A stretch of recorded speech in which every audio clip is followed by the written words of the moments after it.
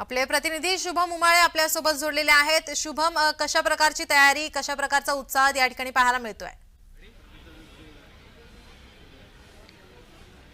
नीलम, आता आपण विधान भवन या ठिकाणी आहोत। भारतीय जनता पक्षाची कोर कमिटीची बैठक जी आहे विधान भवनाच्या 4थ्या मजल्यावर जी आहे ती सुरू आहे। कुठेतरी आता गटनेत्याचं नाव जे आहे ते समोर येताना दिसून येणार आहे।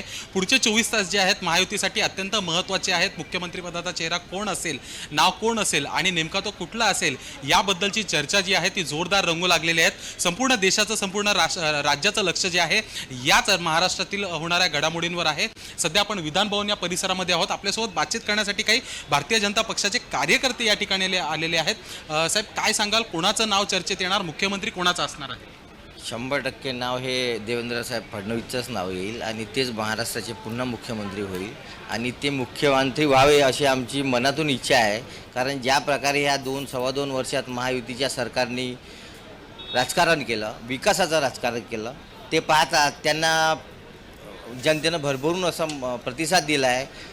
लोकसभेच्या इलेक्शनमध्ये ज्या प्रकारे फेक नॅरेटिव्हमध्ये त्यांनी महाविकास आघाडीच्या काही नेत्यांनी ज्या प्रकारे राजकारण केलं ते महाराष्ट्राच्या जनतेला पसंत नाही पडलं आणि त्याचं उत्तर म्हणून देईनं महायुतीच्या आणि विधानसभेच्या निवडणुकीत संपूर्ण ज्या प्रकारे त्यांची धुळधाण केली ते पाहता आणि विकासाचं जे राजकारण फडणवीस साहेबांनी केलं। तुम्ही एक आता असे उल्लेख केला की फेक नॅरेटिव्ह महाविकास आघाडीने केलं होतं, जे लोकसभेमध्ये केलं होतं त्याचा मोठा पराभव जो आहे त्यामुळे झाला होता। पण आता विधानसभा निवडणुकीमध्ये पूर्ण कौल जो आहे महायुतीला देण्यात आलेला आहे। पण एकनाथ शिंदे यांच्या चेहऱ्याला देण्यात आलेला आहे। एकनाथ शिंदे यांच्या नेतृत्वात जी आहे संपूर्ण निवडणूक आहे ती झालेली आपल्याला पाहायला दिसून आली। तर आता मात्र एकनाथ शिंदे यांना भारतीय जनता पक्षातनं पाठीमागे घ्यायला सांगितलेले, माघार घ्यायला सांगितली आहे सीएम पदासाठी। यावर नेमकं भारतीय जनता पक्षाचा काय प्लॅन आहे?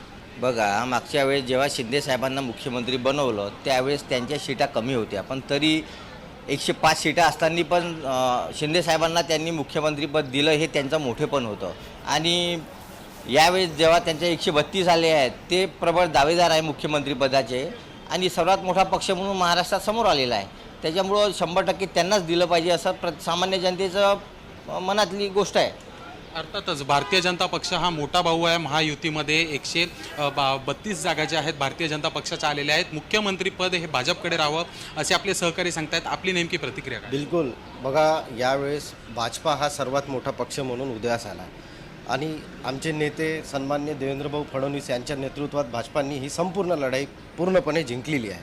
म्हणून आम्ही सगळे विदर्भवादी यांना वाटतं आहे की आमचे देवाभाऊ हे निश्चितच मुख्यमंत्री झाले पाहिजे। आपल्याला माहीत आहे की त्यांनी गेला 2014 ते 2019चा 5 वर्षाचा कार्यकाळ अत्यंत उत्तमपणे महाराष्ट्राला सांभाळला आहे आणि त्यांनी जो महाराष्ट्र सांभाळला आहे मला निश्चित खात्री आहे की ते पुन्हा यावेळेस ते पुन्हा येईल आणि पुन्हा ते मुख्यमंत्री बनेल, हीच आमची अपेक्षा आणि आशा आहे। खरं तर आपल्या बोलण्याकडनं कुठून तरी वाटत आहे आपण विदर्भातनं आलेले आहात। आपण विदर्भाचे आहात का, फडणवीस यांच्यासोबत आपण आहात का? बिलकुल, आम्ही विदर्भाचे आहे आणि पूर्ण आम्हाला अभिमान आहे।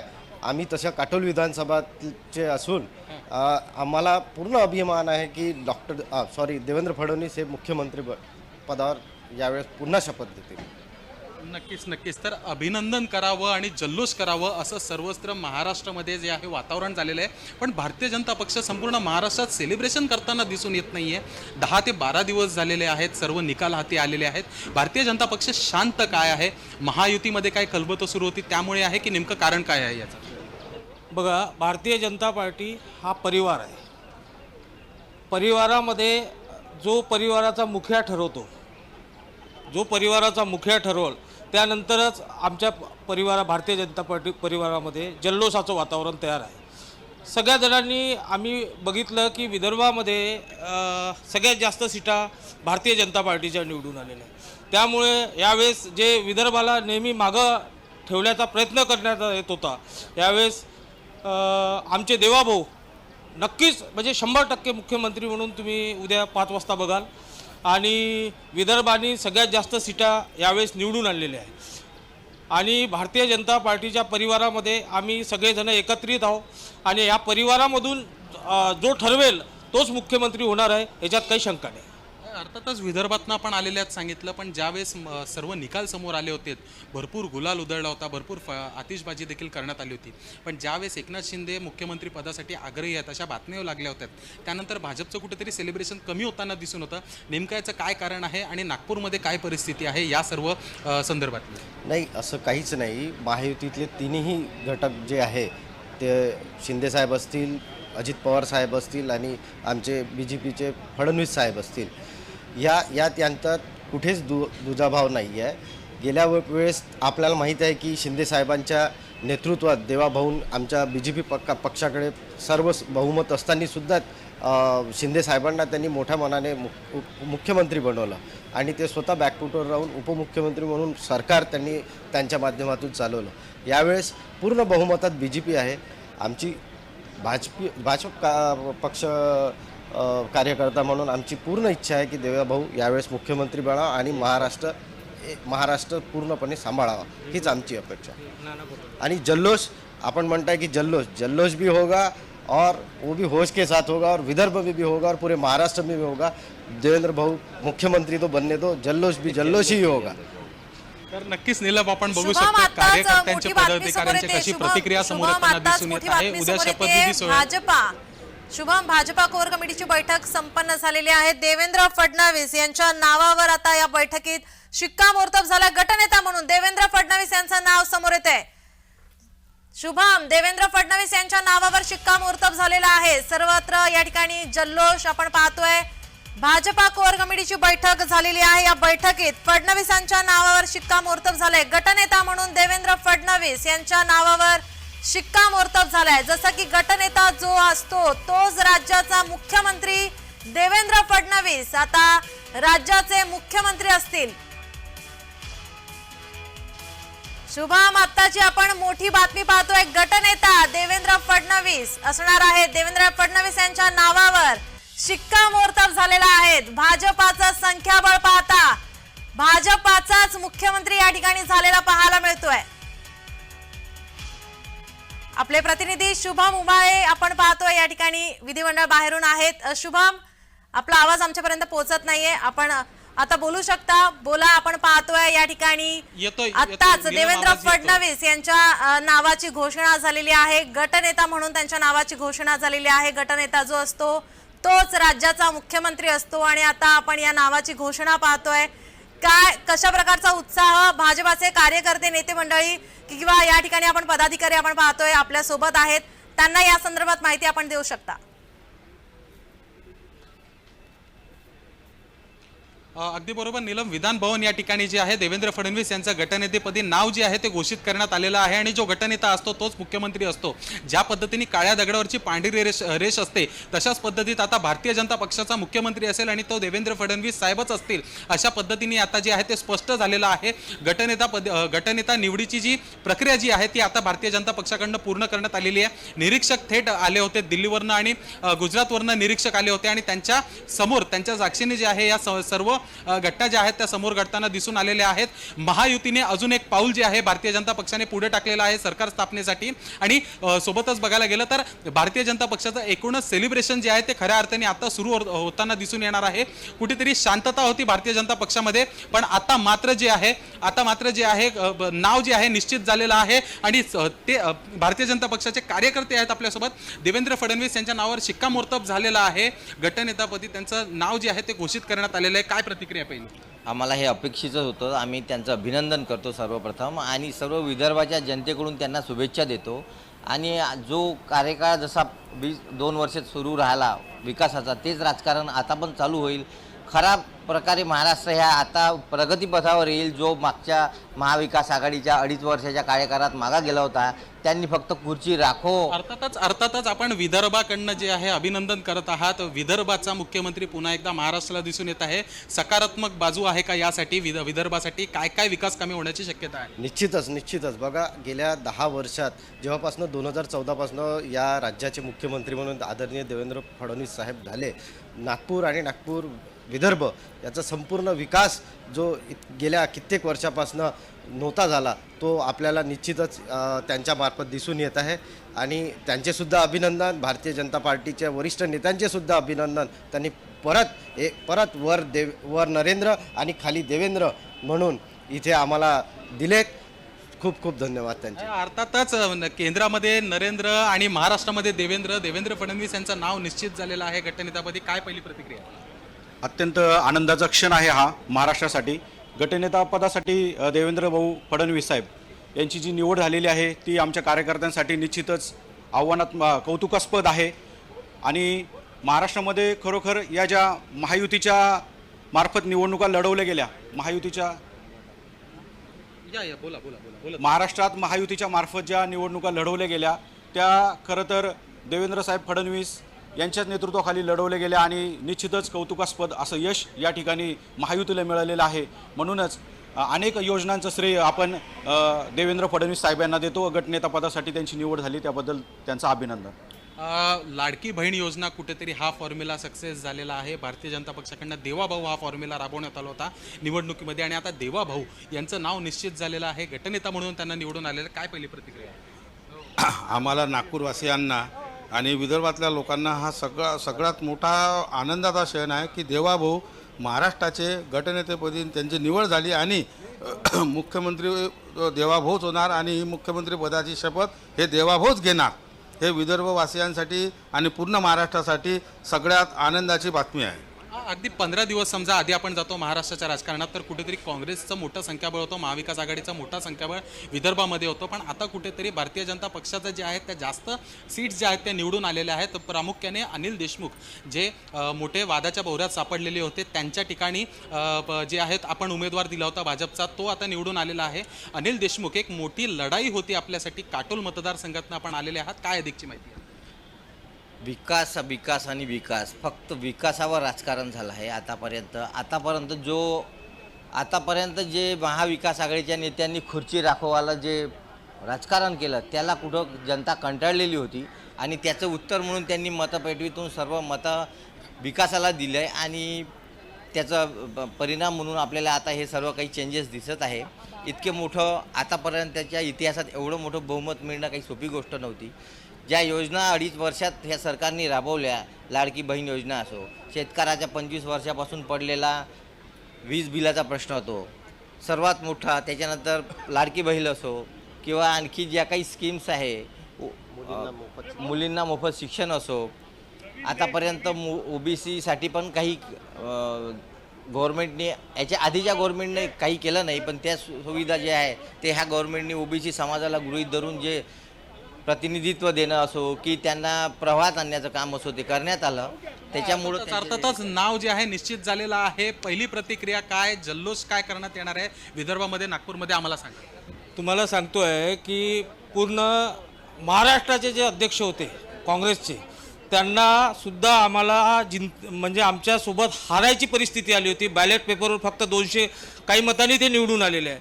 आम्ही पूर्ण काँग्रेस, उद्धव गटाचा आणि राष्ट्रवादी शरद पवार गटाचा पूर्ण आमच्या विदर्भामध्ये संपवण्याचा पूर्ण भारतीय जनता पार्टीच्या एकूण एका कार्यकर्त्यांनी प्रयत्न केला. त्यांना आपल्या गाडीवर गृहमंत्र्याला आपल्या गाडीवर दगड मारून घ्यावा लागला शेवटल्या क्षणाला आणि त्यांना त्यांची जागा दिसली. आता तुम्हाला अर्थातच खूप मोठं प्रकरण जे आहे ते तुम्ही आठवण करून दिलेलं आहे. काय होतं ते नेमकं प्रकरण? दगड जो आहे तो कोणाकडनं मारण्यात आला होता?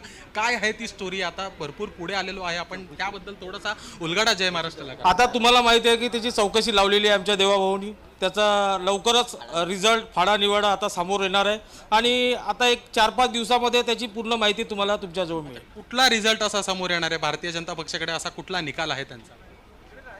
नाही, जे काही चौकशी दरम्यान निघेल ते सगळे समोर येणार आहे. पण तुम्हाला एक नक्कीच सांगू इच्छितो की हे असं काम भारतीय जनता पार्टीचा एकही कार्यकर्ता करत नाही आणि भारतीय जनता पार्टीचा एकही कार्यकर्ता हे सगळं जे त्यांनी वातावरण तयार केलं होतं त्याचं उत्तर त्यांना मिळालेलं आहे.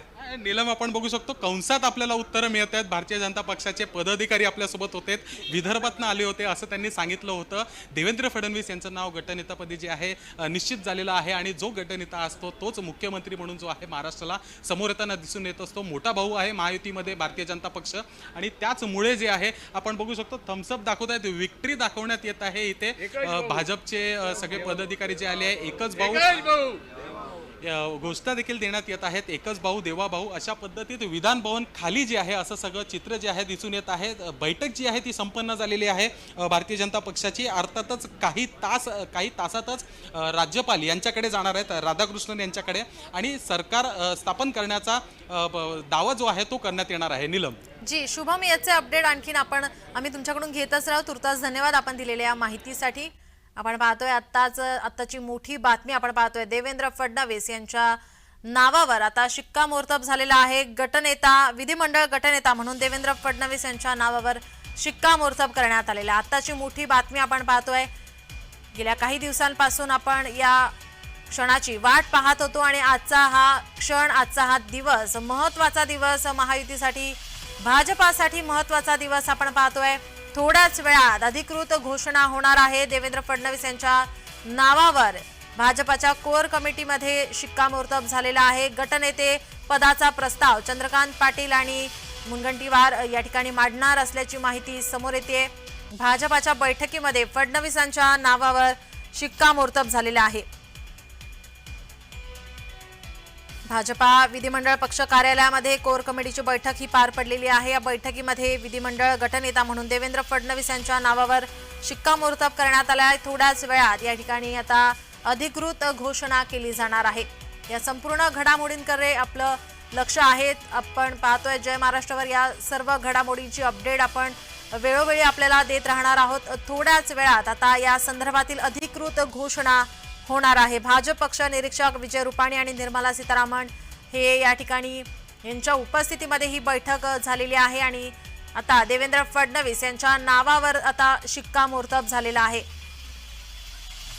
भाजपाचं संख्याबळ आपण जर पाहिलं तर या ठिकाणी भाजपाच्या संख्याबळानुसार आता देवेंद्र फडणवीस यांच्याकडे आता मुख्यमंत्री पदाची धुरा ही सांभाळण्यासाठी आता दिली जाणार आहे. तर एकनाथ शिंदे आणि अजित पवार यांना उपमुख्यमंत्री पद दिलं जाणार असल्याची चर्चा आता समोर येते. देवेंद्र फडणवीस हे आता विधिमंडळ गटनेता म्हणून या ठिकाणी त्यांच्या नावावर शिक्कामोर्तब झाल्या. थोड्याच वेळात घोषणा होणार आहे.